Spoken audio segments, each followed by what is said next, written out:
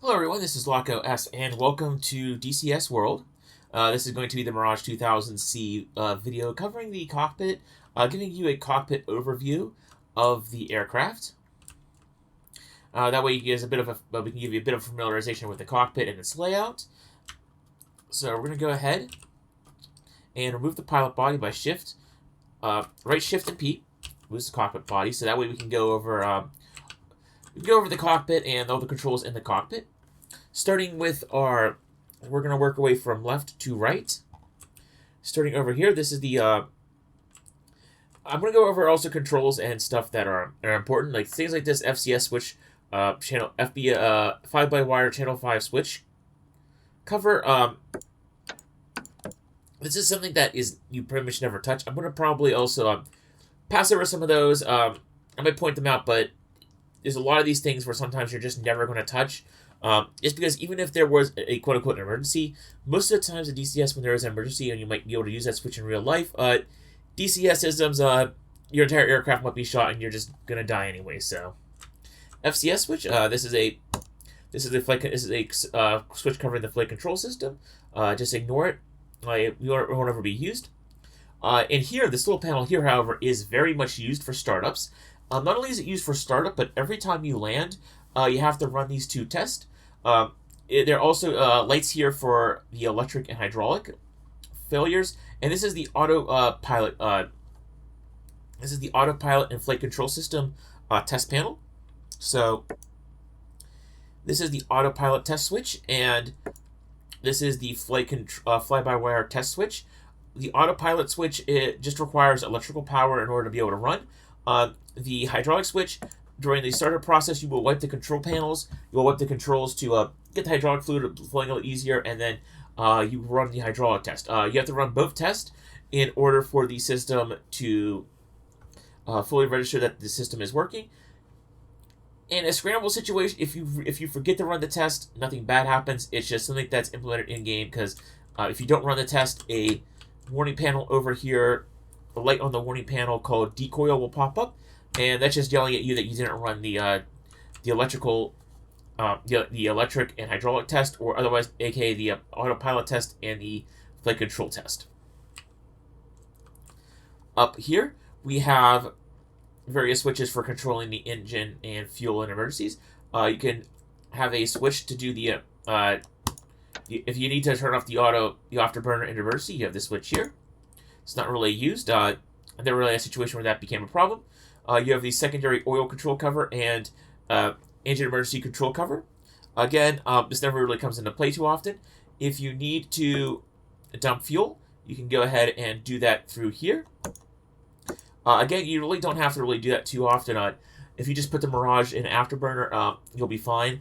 Also, if you are worried about landing the Mirage heavy, there is a parachute that you can equip by not equipping anything to pylon number 10. If pylon number 10 is left blank, and its only purpose in-game really is to serve as a countermeasures pod, but if you don't equip the countermeasures pod, the parachute will be automatically equipped, and you can land the Mirage 2000 pretty heavily, pretty full on fuel, so you don't need to use the fuel dump switch in that case. But it is there if you need it. This is a switch that you really should not use. It's radar ground transmission. This basically allows the radar to transmit while on the ground. This is only for the ground crew use. Do not use it, otherwise you will possibly end up burning out the radar. Especially if this was real life, you would end up burning out the radar and possibly irradiating the ground crew. And that's not something you want to do. This ignition switch is unusable. You have trim. You have some trim controls up here. You really don't. You don't want to use these. By the way, there's other ways to adjust trim through the control for your flight stick. You have an engine air flight restart switch up here. That if the engine dies in flight somehow, you can go ahead and try to restart it up here. Going to shortly move this, and I'll show you this panel, but we have one more panel up here. This is your volume panel. So you can switch between amplifier 1 or 2. That really doesn't have too much effect. However, these switches do increase the in-game volume of certain items. So VOR ILS signal, which is Morse code. TACAN beacon volume knob, which is also a Morse code. You have the magic tone. If you want to adjust the volume of your magic missile's growl, you can go ahead and adjust that there. VHF radio volume, UHF radio volume. VUHF radio is green. Red UHF radio is red. So that's how you tell number 2. Plus, you also have a couple more volume knobs as well. Those, however, don't really get used too often. Now, up here is something very interesting.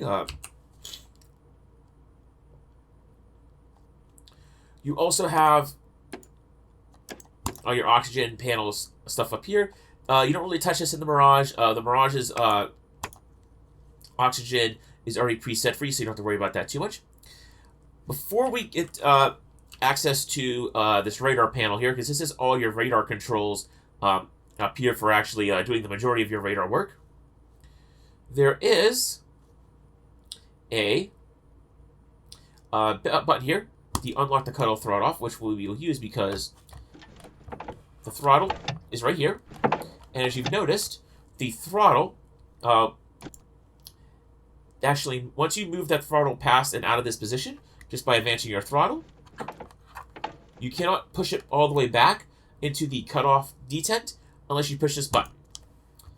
And but before we put it back into the detent position, let's use this to look at the radar panel right here, and we will move our in-game camera to look at this. This is your radar control panel. This is your scan width. So either 60 degrees, 30 degrees, or 15 degrees. We'll go over this more once we talk about the radar, but you want to have control over your scan width,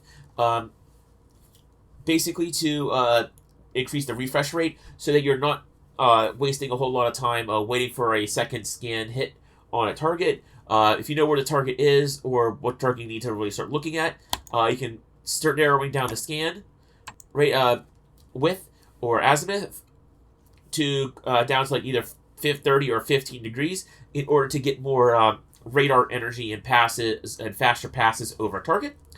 Bars does that in the horizontal plane, so you can either scan 4 bars, 4 horizontal bars up and down, or if you need a narrower horizontal scan, or sorry, narrower vertical scan, if you only need to scan like a vertical slice of the sky, you can bring that down from 4 to 2 bars. And if you only need like one like very relatively thin slice of sky vertically, you can go down to even 1 bar. So those are the bars of the scans. We'll talk more about that in the radar. You can increase or decrease the display of the radar range through here. You can go ahead and go to PCIC STT mode through this button right here. This is target memory time, so basically how long do you want the target to remain in memory. Just keep that on normal, you really don't touch that too often. These are the radar frequency selector. You want either high frequency or medium frequency or interleave. I generally leave it on HFR. If there is ever a need, you can always put it down to medium, and that way you'll get a mix of HFR and high and medium frequencies. They're used for different situations, so I would definitely, especially when I would just leave it on HFR unless otherwise directed, or you start getting really good at the radar. There's more hardened gate button right here. Doesn't really have too much. That's like a very advanced function of the radar. We're not going to go over that. TDC, angle or altimeter. That's usually left in angle. And then you can have a radar grid selector. Again, I tend to leave that as is. Don't tend to touch that button. You have a radar test button. Don't really do that as part of the startup procedure, but you can if you want to. You also have an emergency fuel throttle cover here. Don't really ever touch that. You don't ever really need to. If you have a problem with your throttle, it's probably because your back half of the aircraft has been shot up. So it's probably best time just to get back to base and eject. You have the air-to-ground radar here. So you can go ahead and select this button, and it'll, I believe, brings up the air-to-ground radar. I haven't played with it too much, but I believe TR is the air-to-ground radar mode right there. And then there's another air-to-ground radar button, mode right there. So there's your air-to-ground radar modes down there. Switch up here is very important. This is your radar mode selector and power selector. So you can either have it on off, which has the radar system entirely off. As part of the startup procedure, you definitely want to at least put up into warm-up. Warm-up will get the radar circuitry up to speed, so then that way the once you need to be able to use it, you can quickly throw it into standby and emit, and you'll have the radar more or less instantaneously. Standby has the radar actually going through the mechanical motions of going from side to side and doing its all of its motions. The only thing that standby doesn't do is actually emit, where you have to go into emit to actually transmit radar signal information out there in order for it to be reflected and actually start picking up targets. Why you want standby instead of emit is sometimes you don't want to necessarily give away your position. The enemy, all aircraft in this game, especially past like very early technology levels, I believe even the MiG-19 has a very primitive, it's known as an RWR. So if you're emitting radiation out there into the blue, without really needing to, you might be giving your position away. So if you want to be a bit more stealthy, you could go to standby, let a surveillance radar direct you to the target, and then once you're nearby, go to emit and actually hunt down the target for either guidance for Fox 1 missiles or to get that guidance to last like 4 or 5 miles to target. And you have more radar adjustment tools up here. Radar rearm button, I don't really tend to use this too. I don't really ever had to need to use this, but it is a thing you can do. You can go ahead and do radar Doppler reject switch. This basically opens up a filter to reject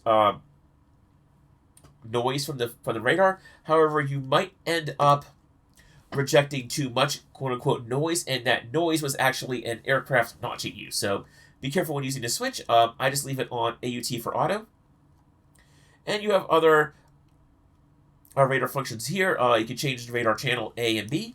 This is useful on a multiplayer server if you really want to coordinate with other Mirages. So that way, none of you are transmitting on the same channel, which could be very bad because if you have 2 Mirages nearby, they're transmitting on the same radar channel, it will cause interference. So if you're in a flight with another Mirage, you can always deconflict by switching out the radar channel.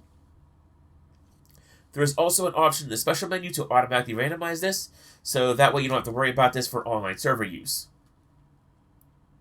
And then you can validate the channel change right here. So after that, we're going to go ahead and move the throttle back. The throttle has a decent number of controls. However, you want to set up those controls and know what they do through various tutorials and the controls panel, because you're not going to be able to click on them in the cockpit. Forward of the radar control panel is the shock cone control panel. Just leave everything in auto. If you have to manually do anything, know that this is where you'll go ahead and retract and extend the shock cones and scoops and slats. But again, just leave everything in auto. Again, if you're starting to run into problems in your aircraft where you have to manually control these things, you may be in a world of pain. Just want to go down here for a second, see if I'm missing a switch here. Aha, there is a switch here. Let's see here. It's just a switch, refuel transfer switch. You will use this when refueling. Otherwise, just leave it in the off position.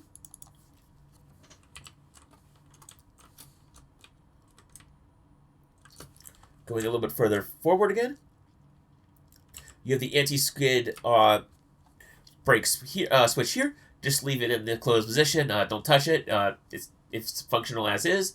You also have the ability here to reset to set up the formation lights, the navigation lights, and the anti-collision lights. So you can set these as desired for lighting conditions. And these are all your exterior lights.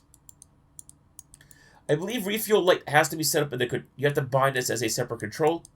For whatever reason, not quite sure why it's not working here in Sim.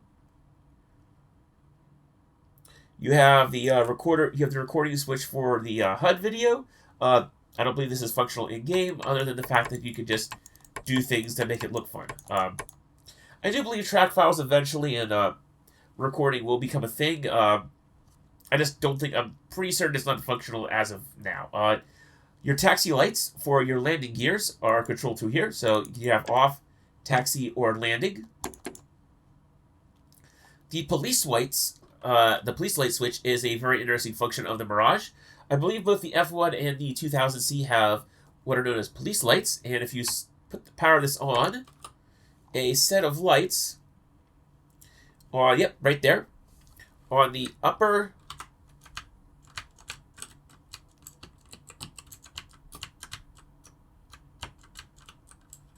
let's see here if I can remember the button for the... There we go. Alright, it's not letting me zoom in, but there is this... There we go. This light here, this little clear panel here, are the police lights. And what the Mirage 2000C can do is it can fly up to another aircraft on its side, on its starboard side, and then it can use this police light to read off the tail numbers and insignia or any kind of identification markings on aircraft that it's flying next to at night. So it can use this to basically do air policing work at night, just reading tail numbers. So open up our canopy again and go down below. Now over here we have green radio and red radio. So green radio is the lower radio here. If the aircraft gets fast, we can go ahead and power it up. So ground crew, press ground power on. Chief, turn on the ground power. Copy. Ground power is now on. So we can turn on the radio here. And you'll generally always want to throw it into FF mode. None of the other modes really do anything. G is guard, but just leave it on FF mode. Just keeps things simple. You can go ahead here and switch up between the UHF power switch on the red radio here from 5 watts to 25 watts. Just leave it on 5 watts, you're fine there. Again, leave it. You can have the that silences out the static noise. Just leave it as is on the top row. And then, other than that, just note that this UHF knob here switches between the 20 preset radio channels for the UHF radio. Keep in mind you are not able, with this red UHF radio, able to program the UHF frequencies in through the cockpit. The mission editor has to preload the 20 preset channels through here. Down on this bottom radio here, this is you basically have little displays, and it'll actually as you switch through options, all these buttons will display with the appropriate functionality. Also, you have the V/UHF preset channel selector here for green radio. Working your way up just above the red radio button here,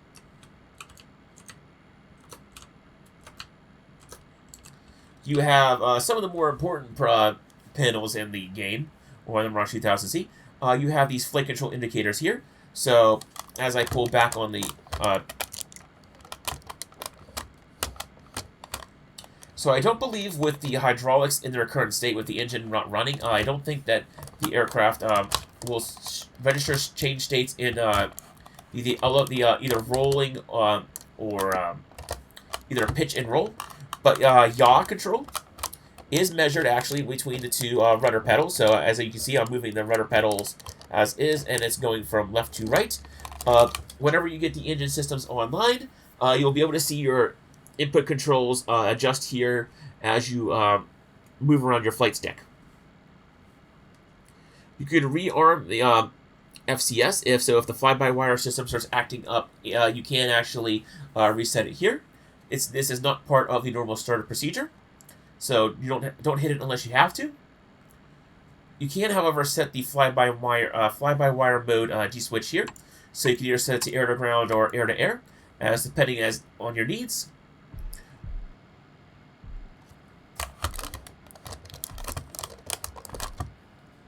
Over here, you also have a fly-by-wire game mode switch here as well.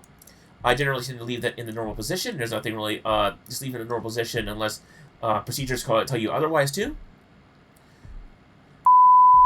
That gives you a test of the landing gear tone. Landing gear lever is here. Obviously, while we're landing, we want to keep this in the current position, but you can go ahead and use this is your landing gear lever to raise or extract the gear. Also, the G key, I believe, lowers and raises the landing gear by default, so I would just stick with that. Because otherwise, if you don't, reaching down here kind of is a bit of a pain sometimes, especially just after takeoff, so I would just use the G key for that. Also, that rhythmic back and forth sound, that is the radar. So we're just going to go ahead and put it into warm-up, just so we don't have to keep on listening to that possible, that annoying sound. Put it back into there. Also, I should mention, on this upper wall here, before I go any higher and up over, actually, we'll get back to that in a little bit second, but I do remember we have set the cover up here. This switch up here, let's zoom back in. This is your 30mm DEFA cannon army switch here. So the cover automatically gets moved out of the way when you click the switch. So keep it in the down position until you're ready for combat. This is the safe position. Whenever you're going into combat, make sure to arm it. This is a separate arming switch than your master arm. So I do believe you can have the gun arms, but not the air-to-air missiles or any air weapon systems.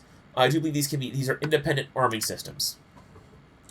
In between, to the right of the gun arm switch, also around this landing gear tone panel, I should mention that this is also the indicator lights. So we have green indicator lights indicating that our gears are down.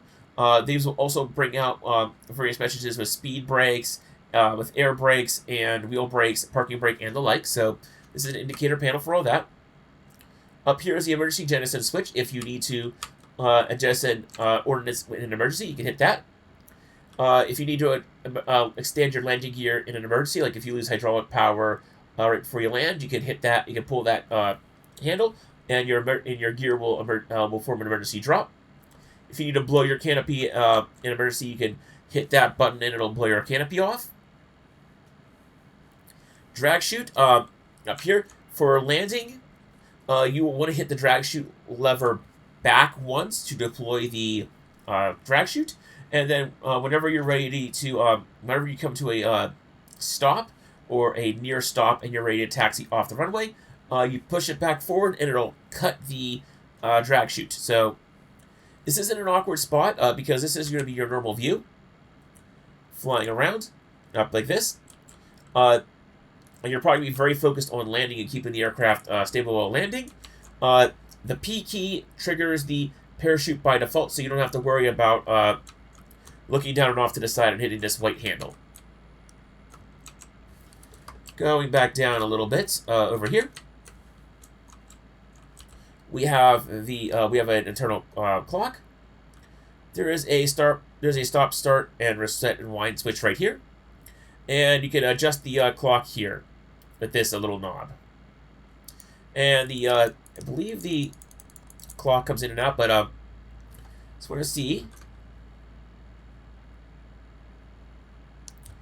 As you can see, the clock isn't exactly set to the great time. No, it is.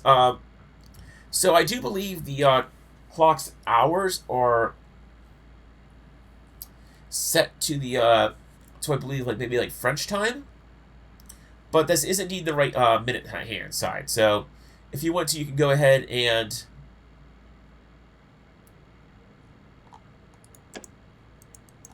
adjust the clock here to match with the local time instead of Zulu time. So I think this is in Zulu time, not standard time, so to speak. So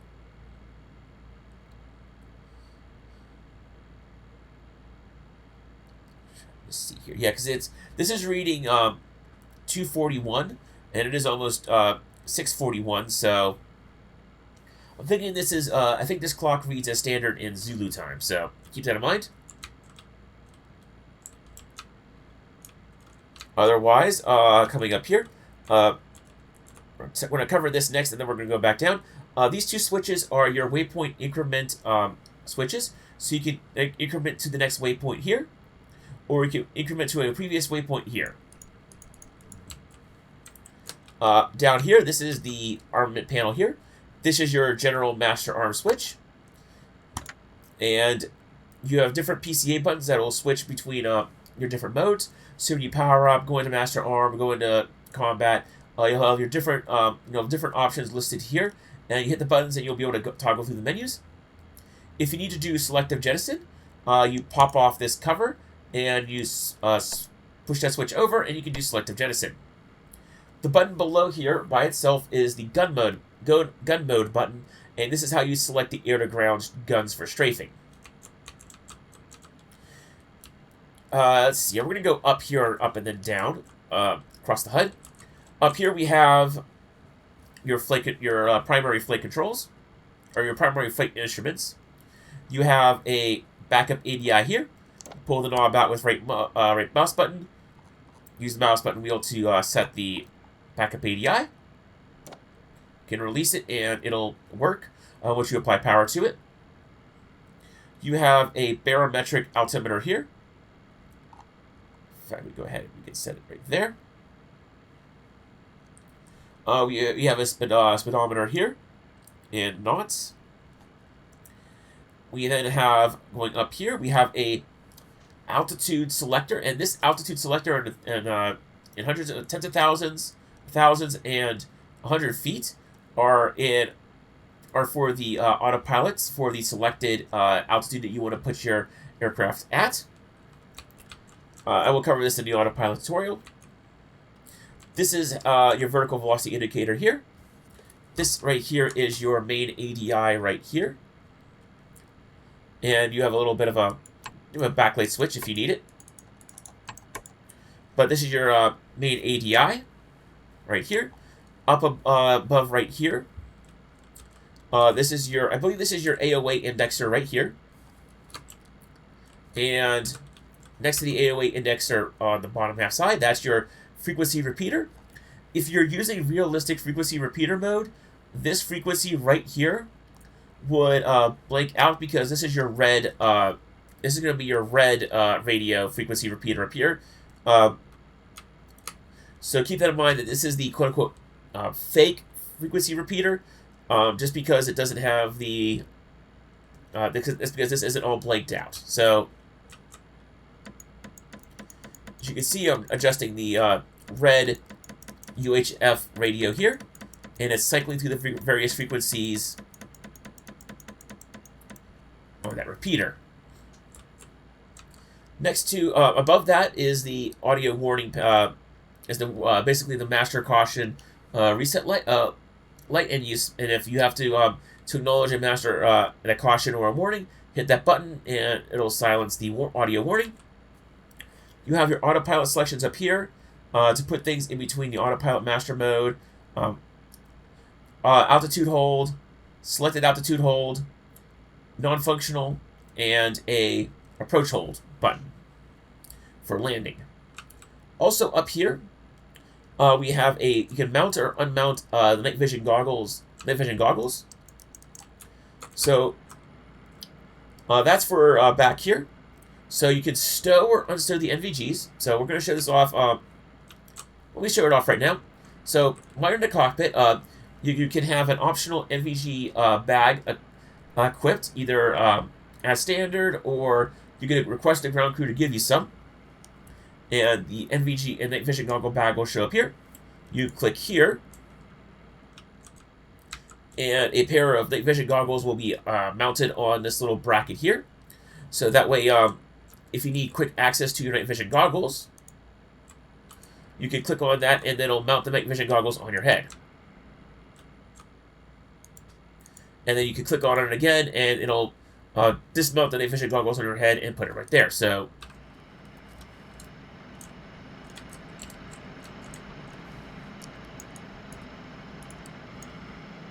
doesn't show in the pilot head. I thought it would show in the pilot head, but I guess it doesn't. But there you go. That's if you need night vision goggles. So if you're flying at night, make sure to request ground crew for night vision goggles, and then once you get the bag, unstow them and put them up here, and then that way, while you're flying your mission and you need access to your night vision goggles, bring them up and put them up there. And that's stowed them from that little mounting bracket up there. Going up to the HUD, I am probably going to do a separate video discussing like all the different navigation HUD modes and the like. But there's your head. There's your HUD up there. Above the HUD, I should mention, you have the option to when you bring down the canopy.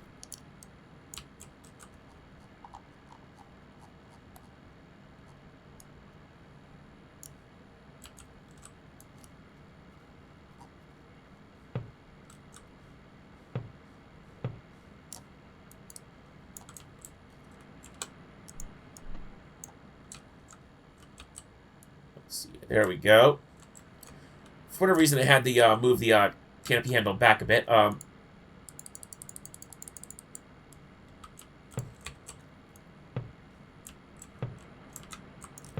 see here. The main reason I want to do this is because I want to bring down this bar.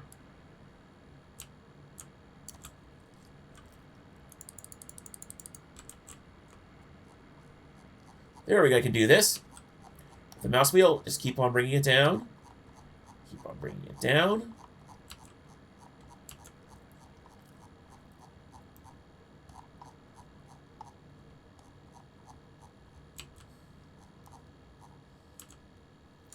Okay, and when you get to right about here, you can actually go ahead and click this little button here. And it's the canopy jar stick. And then you can rotate it up. And that way, this little bar here keeps the canopy ajar, so if it's raining, you can still, I believe, talk to the ground crew. We'll experiment here with that. Rearm and refuel. Let's see here. Request rearming. Copy. There we go. So that way we can still talk to the ground crew if it's still raining. The rain we won't get wet in or as wet in the cockpit. We can still just talk to them through this little crack right here. Plus, if it's hot out, it'll provide a little bit of ventilation. Obviously, that's in real life. DCS crowd doesn't get too hot. Mirrors, I do believe the mirror is. You're not able to fold the mirror away with a clickable command. There might be a separate keybind. There might be a separate keybind for controlling the mirror. Stowing the button there, by the way. Stowing that, by the way, you just click on that and it'll stow away, and then you can wheel down the canopy and then get it to a point where now the canopy is flush with the cockpit, and now we're sealed up in here. I will cover this button later. So we covered that. Working your way down from the HUD, we have a declutter switch to clean up the HUD. We have a target wingspan knob for manual gun sight. We have a air-to-gun reticle switch right here. If we need it for whatever reason to clear the HUD, you can use that button, although I don't really use it. Minimum out. We have a radar altimeter mode selector here. Where we can go ahead and set the minimum altimeter with this setting right here. Use radar altimeter, barometric altimeter display, we can turn on the radar altimeter here. Set the radar minimum altitude here with this switch. The standby sight brightness and selector is here. Just ignore those unless for whatever reason you need or want to use the auxiliary gun sight, which is probably not going to be very often.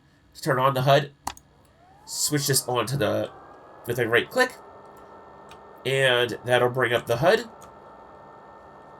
eventually, and you can use the brightness adjustment here.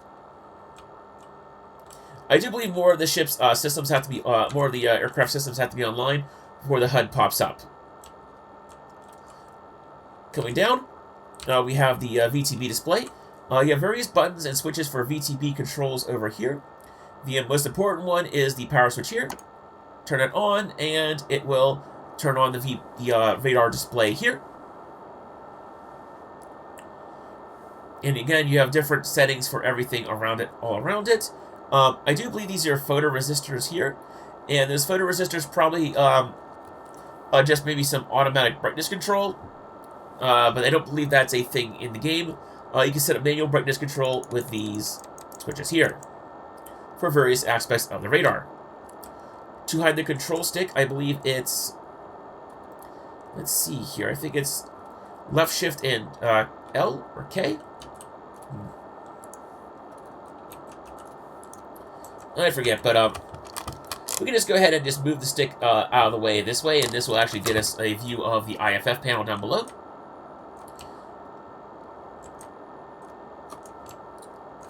Yeah, there's no, usually in some of these cockpits there is a clickable way to get rid of the flight stick. There might not even be the option in the Mirage 2000C to get rid of the flight stick. There's nothing really important behind the flight stick they need to play with in flight, thankfully. So you can just go ahead and move the flight stick out of the way. And this is your IFF panel down here. It has been recently implemented in DCS, I believe. So I'm not too familiar with the setup with this, but go ahead and, other than the fact that you definitely want to go ahead and put mode 4 to on, and that's, you can adjust that with there. You can definitely do various mode 4 selections here. On this rotary dial, do not put the 0 whatsoever. That'll zero out the system and destroy it. And then you can go here and on the IFF panel and slap it on the end for a normal startup, or for normal operation of your IFF system. Going back over here, we're going to go to the top here. I do believe this is a G meter. Yep, and you can reset the G meter right there. So that's how many Gs the aircraft has endured throughout the course of the flight, either right now at the needle, or I believe those two markers that are on the 2 and 0, or the max G that the aircraft has endured. There's an IFF indicator light up above. You have an RWR display down here. You have a engine start light that'll pop up to an engine start sequence up right there. You have engine RPM right here. Engine temperature right here. This is your fuel consumption rate. This is the bingo fuel selector, so you can so if you want to make sure you have a certain amount of fuel for your return, you can do so here. In general, the longer your flight or the further out you're going to be flying, the higher the bingo fuel you want to set up. Working your way down here, this is the fuel panel right here, and this is how much fuel is. Gauge is how much fuel is internal to the aircraft, and the remain is how much fuel is in the aircraft in total, including your external tanks. So this is internal fuel. This is total fuel. Internal and external, and you also have fuel tank measures on for your left and right. Plus, you have some crossfeed switch down here if you need to bounce out the left and right tanks, which generally doesn't tend to happen too often. Or if ever. I don't think I've ever had to use the crossfeed switch. Over here is your HSI and also your navigation panel display. So you can go ahead and between these two controls, these will swap between different controls for your navigation system. switching from navigating to a navigation waypoint, a TACAN point, and so on and so forth. Down here is more controls for your weapons.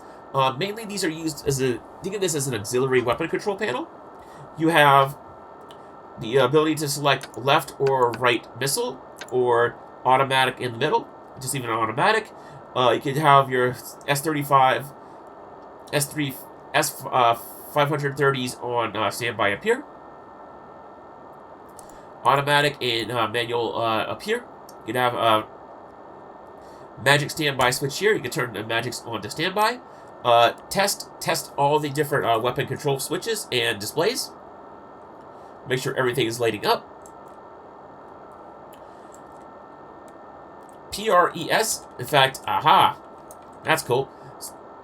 There we go. So that's why the display was acted up. So because we were over here, the display wasn't working properly. So you kind of have to have your head nearly, not nearly, you can't move your head too far to the side, or else the display will act up.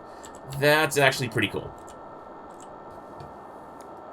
So, because I never really played with that. Putting the switch down to PRS gives you basically a loadout view of your aircraft, indicating what your current store's situation is like. So, if you're ever wondering how much ammo you have on board your Mirage 2000C, go ahead and slap that into press, and you'll be able to see your loadout. So, here, for instance, we have on the wingtips, we have 2 magics. We have 2 Super 530s on the inboard wing pylons. We have 1 times RP, which in the Mirage 2000 stands for a fuel tank. And then we have 125 OBUS, and that is gun ammunition. Down below, you have Tote or Par.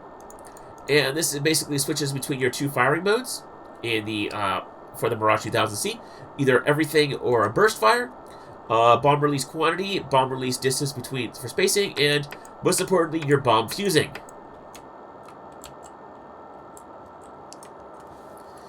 Now we're starting to get to the home stretch. On the left wall panel here, you have your canopy lock and lock neutral lower and so on and so forth lever here. Pull it back to release the canopy and bring it down. If you want to lock the canopy in place after it's been brought down, you go ahead and left click it to seal it in nice and tight, and then you slap this orange knob up, and it'll seal it. And you can see that our cabin light has gone out because we did that. Now we get to the actual right-hand panel here. You can swap out. You can actually pop out an emergency compass, and you can have that in flight if you need it. You have a oxygen indicator up here. I've never really had a need to pay attention to it. I don't think my characters ever run out of oxygen. But if you ever want to need, if you ever look around the cockpit and you want to know what your oxygen supply is like, you can look up here. I do believe it is a bottle. I don't think it has an onboard generation system, so I do believe once that runs out, you'd probably have to repair the aircraft in order to get that up to full. Or maybe do a rearm, not quite sure. But I've never really had a problem of running out of oxygen in the Mirage 2000C, so it is what it is. You have your battery switch up here. Turn on the battery to get your electrics on your startup. You have electric power transfer switch, and your alternator switch is up here. Just leave everything on for your flight. Don't worry too much about it. You can test your warning lights up here. This switch is non-functional. There is a alert network QRA switch. This is only used. The QRA alert network switch is only used if you have the QRA equipment installed, and that is done by the mission editor. In most cases, just leave the switch down. If you do turn the switch up and you do have the QRA network thing equipped, it will knock out your red red radio. So in general, I would just leave the switch down. at all times to make sure I have access to my red radio, unless I need it for some very specific mission or purpose. Up here, we have our INS control panel, and your displays are up here. Will feed you information. These various switches will have various effects during startup and alignment and controlling the INS system. Basically, validate of all of them is the most important one. Validate just enters in the data and confirms that it's good to go. You can also then you can have enter or clear, and then your keypad to enter in numeric values and northing, easting, westing, southern, and all that other fun stuff. Next to it, working your way through these three switches, you do have emergency hydraulic pump switch. That will remain on as part of the startup procedure. Audio warning switch. If you want to have annoying sounds buzz at you every time something goes wrong, select it. I just leave it off until everything is started up on my startups.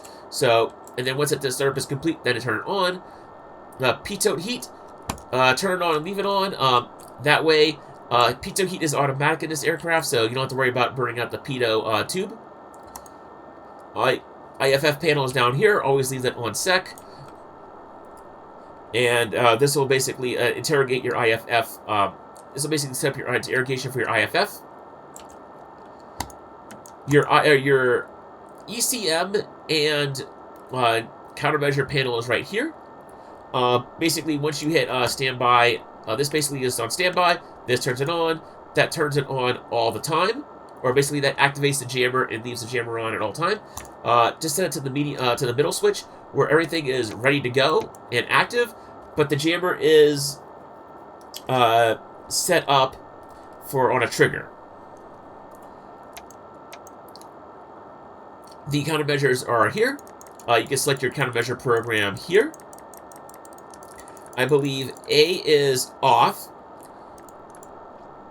so you might want to just leave it in A until you're ready for combat, and leave it off here. And then once you're in combat or the threat area, you can then, as your fence-in procedures, go ahead and slap it into SA, which is semi-automatic. Auto automatically dispenses countermeasures, which can be a bit of a problem because sometimes automatically dispensing countermeasures will cause you to lose all of them because the system is very liberal in its use, very aggressive in its use of countermeasures, and you might run out if you're not careful. So I just put that into semi-automatic so the pilot has control. Down below, you have your VOR ILS system. A is off, M is on. So just leave it on, and you can use these two switches to set your ILS system up.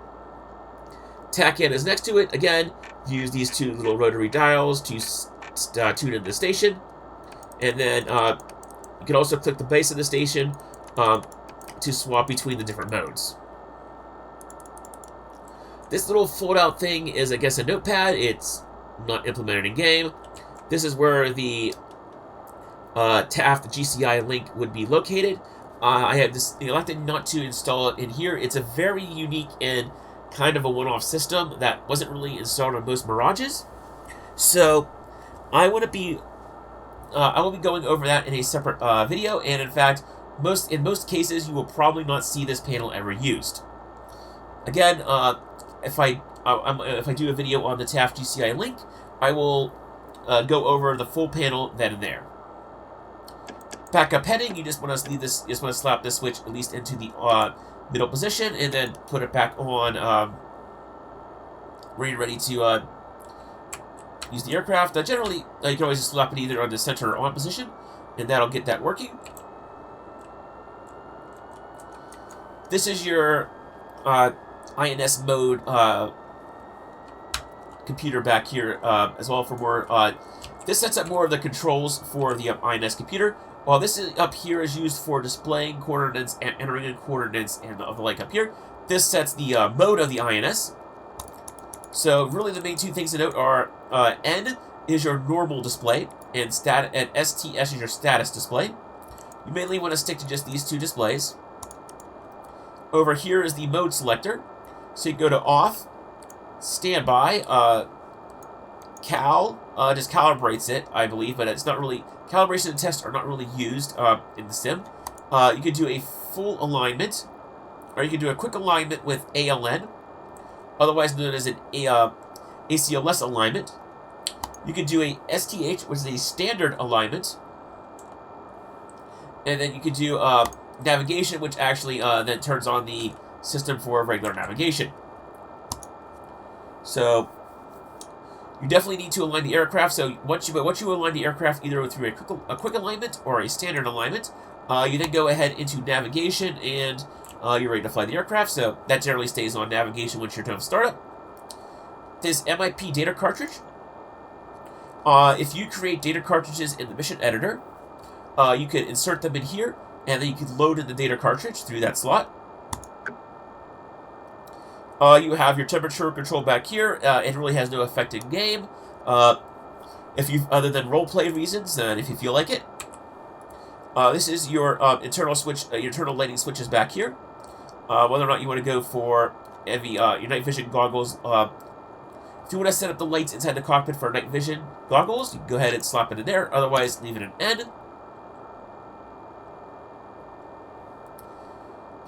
Not quite sure what this is. This might be a new panel in here, but you do have a EVF channel selector back here for that. I'll have to look into that, because that's a system that I generally tend to leave this just on 1 and just leave it as is.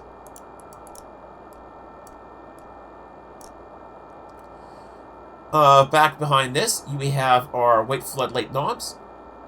So you can turn on your floodlights here. You can turn on your caution and advisory lights here, which I believe also adjust the lights of a whole bunch of other things in the cabin. So you generally want to leave this on this one I generally leave this on all the way.